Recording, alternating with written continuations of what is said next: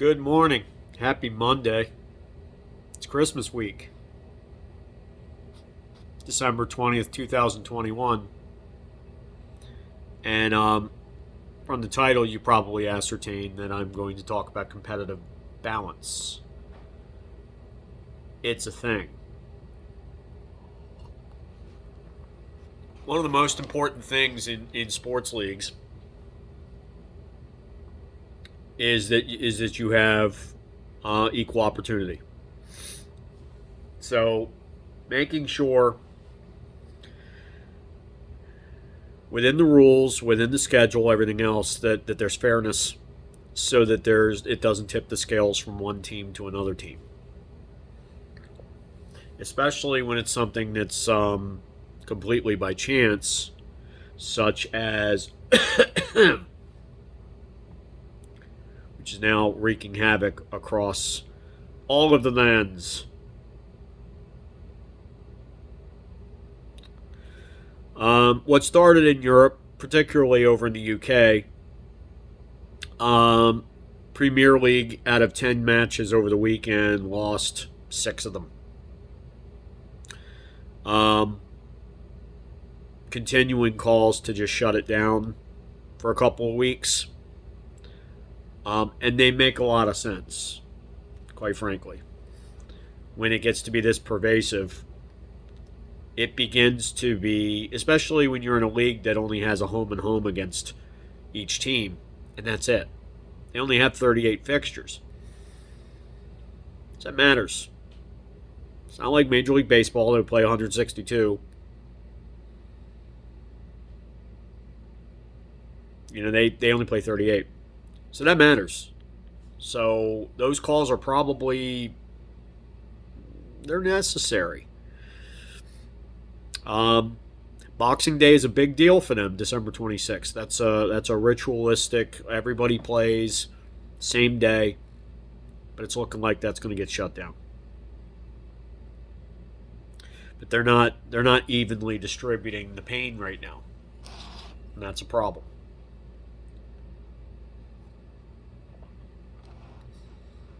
Now, about a month and a half behind our British cousins are us here in the States. Whatever you feel about the health situation that we've been embroiled in way too long, it's coming. First to the south, and then it's going to come up north. But here's the thing. It's hit in Canada already. So the NHL lost about a third of their schedule. And they're going to stop cross-border traffic. So here we go again. The NBA lost 2 or 3 games yesterday. So here we go again.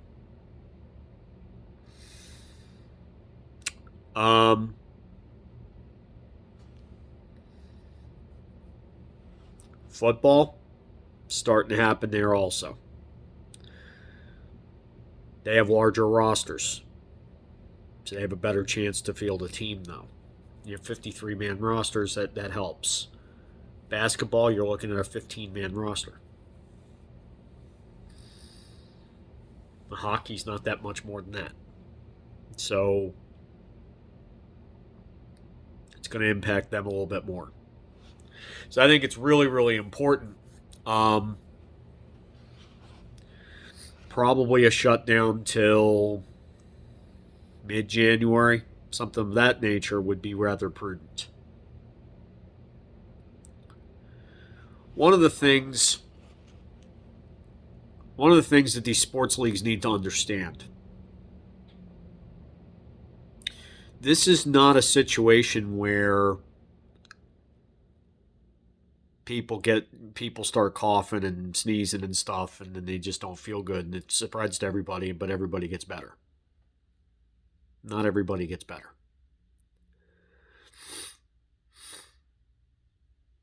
Being boosted and all the things you're supposed to do, almost 99 point something eliminates hospitalization and passing away from this thing. But one of the things that nobody seems to be watching while they're looking at mortality, which is dying from something, they're not watching the morbidity. And that's the disabling of people. There are a lot of people who have gotten this sickness and are having long-term health ramifications from it. And some of them are athletes. Cam Newton, yeah. Zeke Elliott, yeah. There's others where they're having longer-term bouts with this thing. They can function, but they're not where they were. Diminished lung capacity, diminished cardio capacity. This thing needs studied. Before, everybody's just like, yeah, let's just get it. Let's just be sick and get done with it. I wouldn't do that. If I'm in a public policy situation or I'm in a sports league situation, I'm going to take this thing very seriously. And I'm going to say, you know what? Regardless of the politics of this thing, this should never have gotten political, by the way. December 7th, 1941. What would have happened? They wipe out Pearl Harbor and we just go, you know what? Only one of the two parties really believes that we should do anything about it. It's on that par. It really is. You have to attack something, and how does it not bring the whole country back together? I don't understand it. The sports leagues are having to contend with that because they have a fan base that's split. They shut down, they're going to lose fans. They don't shut down, they're going to end up not being able to field teams. They're in a no-win situation.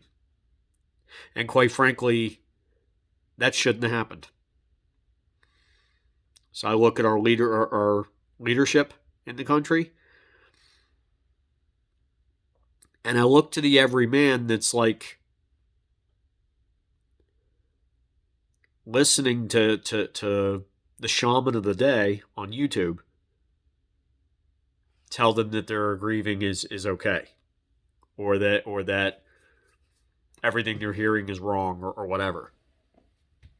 That's dangerous stuff. I don't mean to get too political. That's as political as I'm going to get. But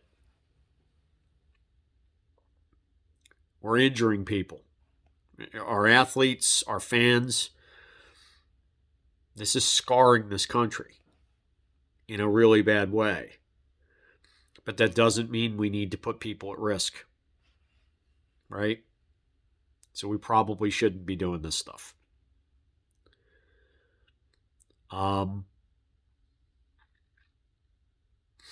So I think that the leagues need to sit down, and they need to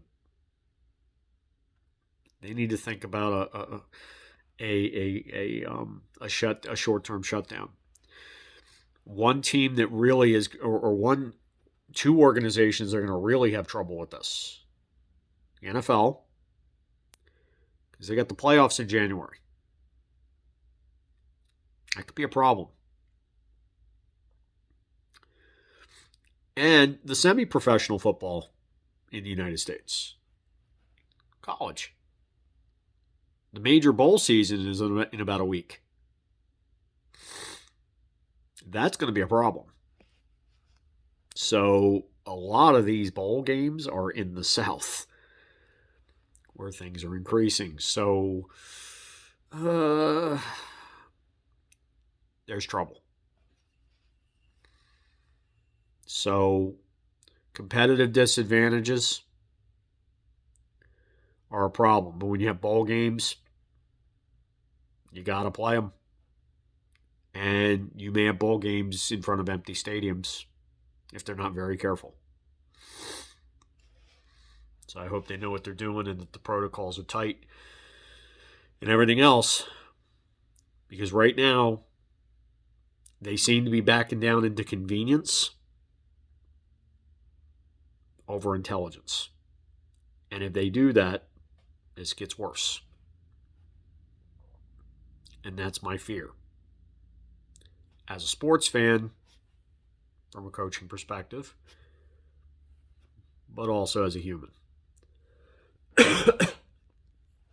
So that's all I have to say about that today. I'll try to be back on Wednesday. I did promise you on Friday I would opine on this particular subject.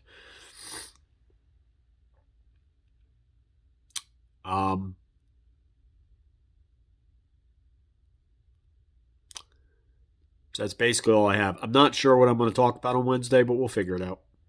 The headlines will probably sing that to me. But hey, we'll probably have some football to talk about. Because now, like a game or two, we put an extra game on Monday and an extra game on Tuesday now. Because we're playing the two-step with this thing. Yay.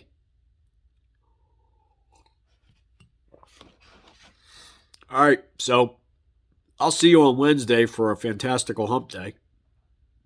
But before I do, please like, comment, subscribe, hit the ringy-dingy, say all, and then spread this video far and wide. Sharing is caring, and I need all the caring that I can get. I will holler at you later. Be safe out there. Peace. See ya.